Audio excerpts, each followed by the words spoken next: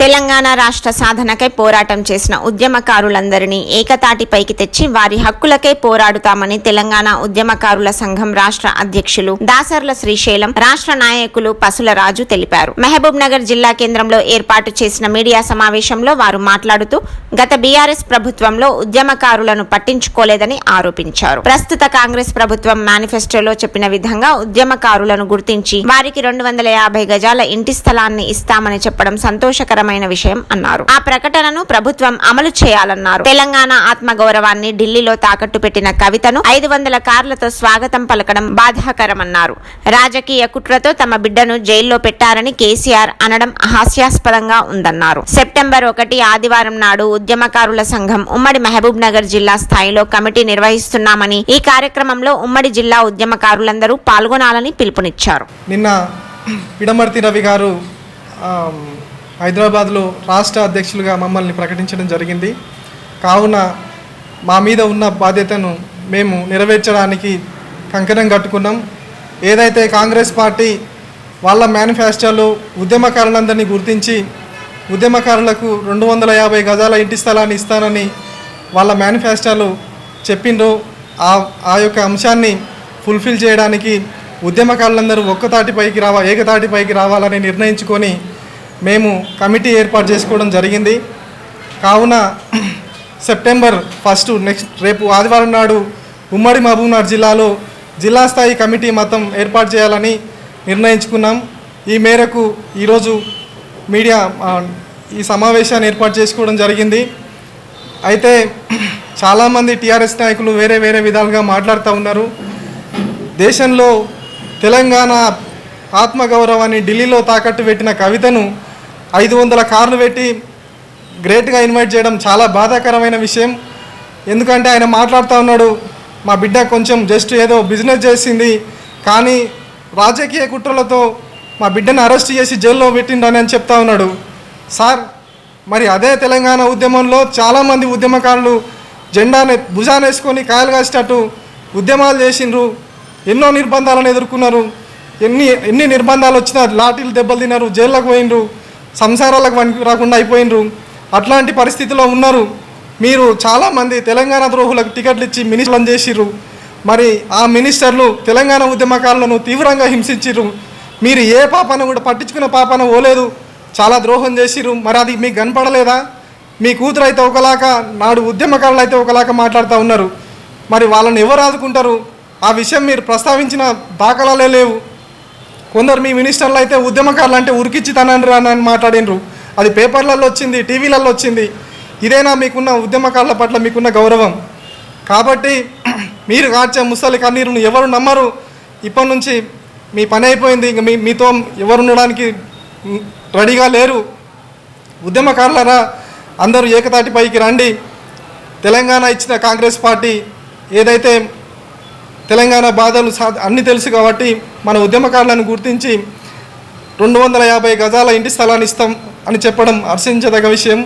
కాబట్టి మీరందరూ రేపు సెప్టెంబర్ 1వ తారీఖు ఉమ్మడి మహబూబ్నగర్ జిల్లా ఉద్యమకారుల కమిటీ వేసేటందుకు సహకరిస్తారని. కేసీఆర్ గారు ఆయన స్వయం ప్రకటిత మేధావి.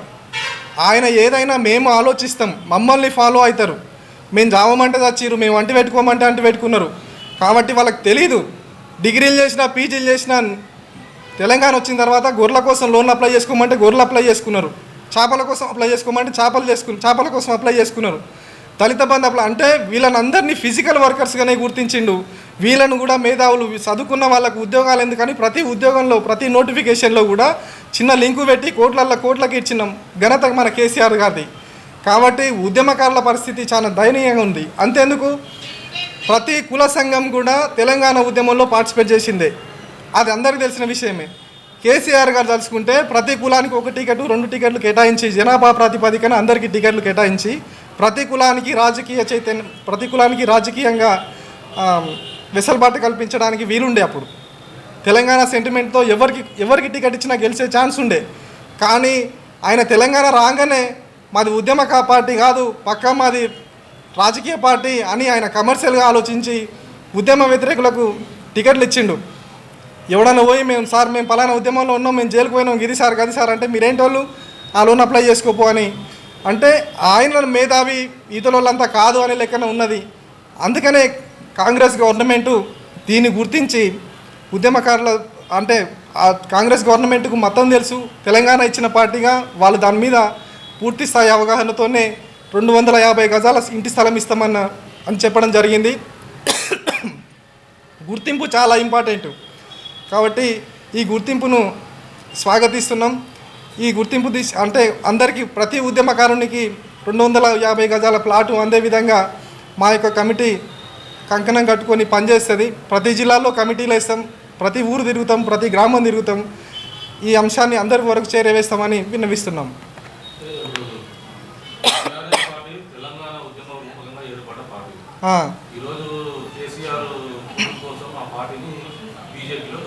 అవును, అదే అండి.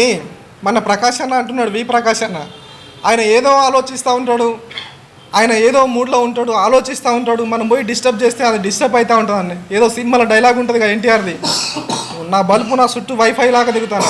ఆయన బల్బు ఆయన ముంచేసింది. ఆయన ఎప్పుడు ఏం ఆలోచిస్తాడంటే ఆయన కొడుకు సీఎం కావాలి, ఆయన పిఎం కావాలి, ఆయన మనోడు ఇట్లా కావాలి అట్లా కావాలి, వాళ్ళ కూతురు పెద్ద 20 కోట్ల రాణి కావాలని ఆలోచిస్తూ ఉంటాడు. ఆ క్రమంలోనే ఆయన సొంతంగా ఏదో సంపాదించుకున్నాలనుకున్నాడు, కానీ ఏదో అయ్యింది. దాన్ని ఇప్పుడు తప్పించుకోవడానికి బీజేపీలో కలుపుతున్నాడు. ఆయన తెలంగాణ వాదాన్ని ఆయన రాజకీయ అస్తిత్వం కోసం వాళ్ళ ఇంటి కోసం వాడుకున్నాడు తప్ప జనాలకు ఒరిగింది ఏం లేదని నేను అంటున్నా. కేసీఆర్ సిద్ధాంతం లాగా కాకుండా ఎక్కడైనా కూడా మన తెలంగాణ ఉద్యమకారుడు, ఎందుకంటే రాష్ట్రం కొరకు మలిదశ ఉద్యమంలో మొన్న పనిచేసిన వాళ్ళు మరియు అదేవిధంగా తొలిదశ ఉద్యమంలో కూడా పనిచేసిన వాళ్ళు చాలామంది ఉన్నారు. ఎందుకంటే మొన్న రేవంత్ రెడ్డి అన్న గౌరవనీయులైన మన ముఖ్యమంత్రి గారు హైదరాబాద్ పిలిచిన రోజు తొలిదశ ఉద్యమకారులు కూడా అక్కడికి వచ్చారు. వాళ్ళు మేము గౌరవప్రదంగా వాళ్ళని కలవడం జరిగింది. వాళ్ళ యొక్క బాధలు, సాధక బాధలు వాళ్ళు చెప్పుకుంటే వర్ణనాతీతము. ఈరోజు మలిదశ ఉద్యమంలో మేము తెలంగాణ రాష్ట్రం కొరకు పోరాడినాము. ఈరోజు అన్న మిత్రులు బీజేపీ పార్టీలో కలుస్తుంది అనే మాట తప్పుడు మాట. ఎందుకంటే తెలంగాణ ఉద్యమకారుల కేసీఆర్ సార్ దగ్గర లేరు. కొందరు మాత్రమే, మా ఉద్యమకారులు కొందరు మాత్రమే అక్కడ లబ్ధి జరిగింది. తెలంగాణ రాష్ట్రం ఏర్పడిన తర్వాత టీఆర్ఎస్ పార్టీ తెలంగాణ రాష్ట్ర సమితి మొన్న బీఆర్ఎస్ పార్టీగా మార్పు చెందింది. ఆ మార్పులో చాలామంది ఉద్యమకారులు మొత్తము కూడా నీరు గారిపోయినరు. అసలు ఎవరికి కూడా లబ్ధి అనేది జరగలేదు. ఎందుకంటే కళ్ళతోడు చూసినాము, అనుభవించినాము కనుక ఆ బాధ ఏందో మాకు తెలుసు. ఉద్యమాన్ని ఆ రోజు వ్యతిరేకించిన వ్యక్తులకు పదవులు వచ్చినాయి, వ్యతిరేకించిన వ్యక్తులే లబ్ధి పొందినరు. కానీ తెలంగాణ కొరకు నీతి నిజాయితీగా పనిచేసిన వాళ్ళు రాష్ట్ర వ్యాప్తంగా ఎక్కడ కూడా లబ్ధి చెందలేదు. మొన్న రేవంత్ రెడ్డి అన్న 250 గజాల ప్లాట్ ఇస్తాడు ఉద్యమకారులకు. 250 గజాల ప్లాట్ అనేది కాకుండా మాకంటూ ఆ రోజు ఏ విధంగా దేశం కొరకు పోరాటం చేస్తే వాళ్ళకు ఒక తామరపత్రం అనేది ఇచ్చిండ్రు. అదేవిధంగా మాకు ఒక ఐడెంటిటీ కార్డు, రాష్ట్రం నుంచి ఒక ఐడెంటిటీ కార్డు. వీళ్ళు ఉద్యమకారులు. ఎందుకంటే మొన్న ఒక ఎమ్మెల్యే దగ్గరికి పోయినా నేను, ఒక చిన్న పని మీద.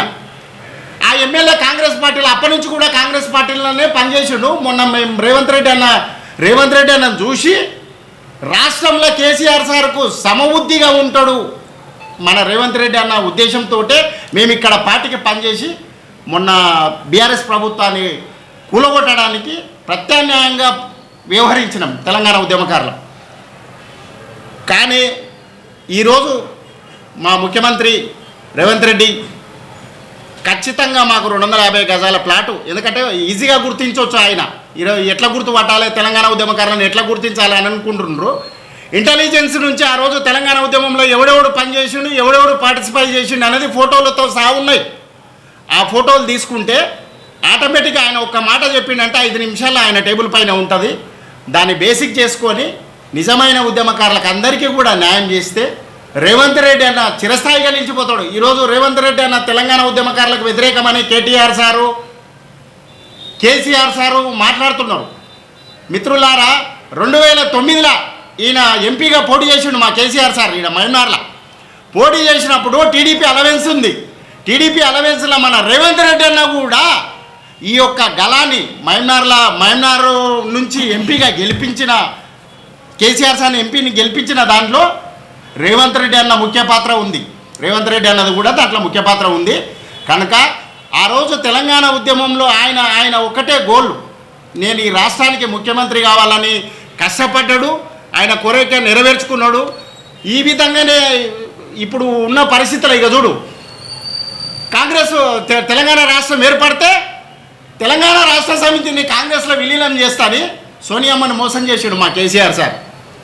కానీ ఆ విధంగా జరిగి ఈరోజు ఆమెకు రేవంత్ రెడ్డి రూపకంగా కాంగ్రెస్ పార్టీకి ఆ రోజు అన్యాయం జరిగింది, ఈరోజు న్యాయం జరిగింది. ఈ న్యాయం జరిగిన దాన్ని ఇంకా 10 ఏళ్ళ కాలం పాటు మంచిగా కాంగ్రెస్ ప్రభుత్వం నడవాలంటే మా తెలంగాణ ఉద్యమకారులకు ఖచ్చితంగా 250 గజాల ప్లాట్ ఇవ్వాలి. అదేవిధంగా మా ఉద్యమకారులకు ఒక గుర్తింపు అనేది ఏర్పాటు చేస్తే మా రేవంత్ రెడ్డి అన్నకు చాలా గౌరవప్రదంగా ఉంటుంది, చిరస్థాయిగా అన్న పేరు నిలిచిపోతుందని మా తెలంగాణ ఉద్యమకారుల రాష్ట్రం తరపున నేను అన్నకు కృతజ్ఞతలు తెలుపుతున్నాను. జై తెలంగాణ, జై ఉద్యమకారులు అనేది ఉండాలి. ఇప్పుడు మేము సింగిల్గా పోయి అడిగినాం అనుకున్నాను, పని కాదు. ఒక ముక్కుమడిగా ఒక 100 మంది కలిసిపోయిందనుకో ఒక ఉద్యమం స్టార్ట్ అవుతుంది. ఆ ఉద్యమం 100 మంది 1000 మంది అవుతారు, 1000 మంది 1,00,000 మంది అవుతారు, 2 లక్షల మంది అవుతారు. ఈ విధంగా ఈ మూమెంట్ కావాలంటే ఫస్ట్ ఒక్కరితోటే స్టార్ట్ అవుతుంది. అదేవిధంగా ఈరోజు ఎంతోమంది నేను తెలంగాణ ఉద్యమకారుల కమిటీ అని చెప్పి నేను తెలంగాణ ఉద్యమకారుల ఇవన్నీ కూడా ఒక చెట్టు కిందకే వస్తాయి. అందరి ధ్యేయం కూడా ఒకటే ధ్యేయం కాబట్టి 100% మా పైన ఉన్న కేసులు కూడా ప్రతి కాన్స్టిట్యూన్సీలో ఎమ్మెల్యేలను ఆశ్రయిస్తాము, కేసులు కొట్టేపిస్తాం.